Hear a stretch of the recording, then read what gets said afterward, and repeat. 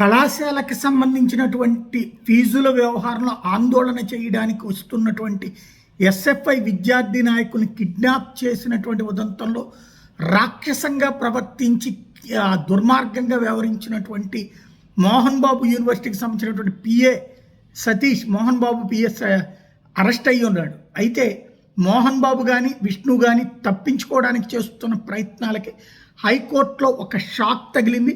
తాజాగా విద్యార్థి నాయకుల కిడ్నాప్ కేసులో యూనివర్సిటీ ఛాన్సలర్ అయినటువంటి మోహన్ బాబుకి హైకోర్టులో ఎదురు దెబ్బ తగిలింది. అరెస్ట్ నుంచి రక్షణ కల్పించాలని కేసులో తదుపరి చర్యల్ని నిలువరించాలని మోహన్ బాబు చేసిన అభ్యర్థన హైకోర్టు తోసిపుచ్చింది. అనుబంధ పిటిషన్ కొట్టేసింది. కిడ్నాప్కి ముందు తర్వాత కూడా వర్సిటీ పిఆర్ఓ సతీష్తో మోహన్ బాబు మాట్లాడారు, మెసేజ్లు కూడా పంపారు అన్నటువంటిది పోలీసుల దర్యాప్తులో తేలింది. అంటే ఆయనకి తెలిసినే కిడ్నాప్ జరిగింది. ప్రధాన వ్యాజ్యం మీద లోతైన విచారణ జరుపుతామంటూ మార్చి 3కి వాయిదా వేసింది కోర్టు. హైకోర్టు న్యాయమూర్తి జస్టిస్ వెంకట జ్యోతిర్మయి మంగళవారం ఈ మేరకు ఉత్తర్వులు ఇచ్చారు. విద్యార్థి నాయకులు కిడ్నాప్ వ్యవహారంలో ఎస్ఎఫ్ఐ నేత రెడ్డి కుమార్ ఇచ్చిన ఫిర్యాదు ఆధారంగా తిరుపతి జిల్లా తిరుచానూరు పోలీసులు ఈ నెల 3న పలువురి మీద కేసు నమోదు చేయడం, తన మీద పెట్టిన కేసును కొట్టేయాలని మోహన్ బాబు హైకోర్టులో పిటిషన్ వేసిన నేపథ్యంలో పోలీసులు అయితే బాధ్యతగా ప్రవర్తించారు, సరైనటువంటి విచారణ చేపట్టారు.